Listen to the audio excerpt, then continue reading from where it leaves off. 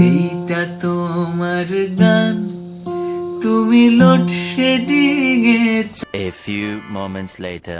High, আমি পাপিয়া চলে এসেছি তোমাদের সাথে আবারও নতুন একটা সুন্দর ভিডিও নিয়ে। আজ সোমবার আর আজকে হচ্ছে বাবার মাথায় একটু জল ঢালবো, বাড়িতে আছে তো যখন যেমন পারি তখনই সেরকমই করার চেষ্টা করি। খুব বেশি এলাহি ব্যাপার আমি করতে পারি না, বাড়িতে আছে তো তাকে একটু ছোট্ট করে পুজো করা হয় সোমবারে, মাঝে মধ্যে শুক্রবারে যখন যেমন সময় পাই।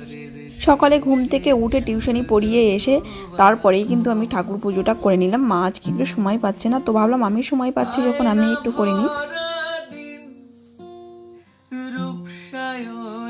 সোম শুক্রবার তোমরা কারা কারা ঠাকুর পুজো দিতে ভালোবাসো বলো তো শিব ঠাকুরকে? আমার তো বেশ খুবই ভালো লাগে। এখন বাজে বিকাল 4টে আর আমি রেডি হয়ে গেছি, আমি চলে যাচ্ছি পড়াতে। আর যেতে যেতে সুন্দর জিনিস দেখো, এই বিকেলের ওয়েদারটা এত সুন্দর লাগে গ্রামে। আমি অনেক ভিডিও পোস্ট করেছি এমন, তো কি সুন্দর লাগছে দেখো।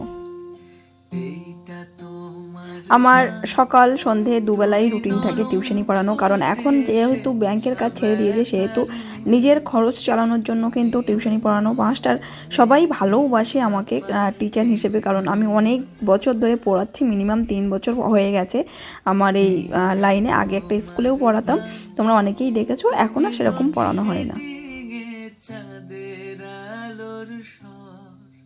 অনেক দিন হয়ে গেল শুভর সাথে কোথাও ঘুরতে বেরোয়নি, কারণ ওরও সামনে এক্সাম আছে, তার জন্য ও সময় পায় না দেখা করার।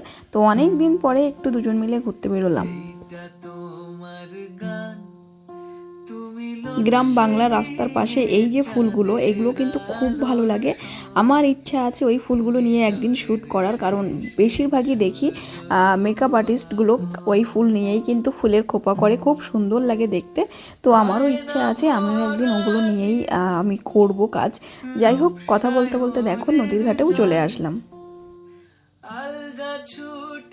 এখন এসেছি লেবুখালি, চলে যাব ভান্ডারখালি পাড়ে। অনেক দিন যাওয়া হয় না, কিছু কেনাকাটা করার আছে, সেগুলো করার জন্যই যাব। 2025 থেকে 26-এর ব্রাইড বুকিং কিন্তু শুরু হয়ে গেছে, অলরেডি অনেকেই বুকিং করেছে। তো তোমরা যারা যারা এখনও বুকিং করোনি তারা কিন্তু বুকটা করে নিতে পারো, বুকিং চলছে।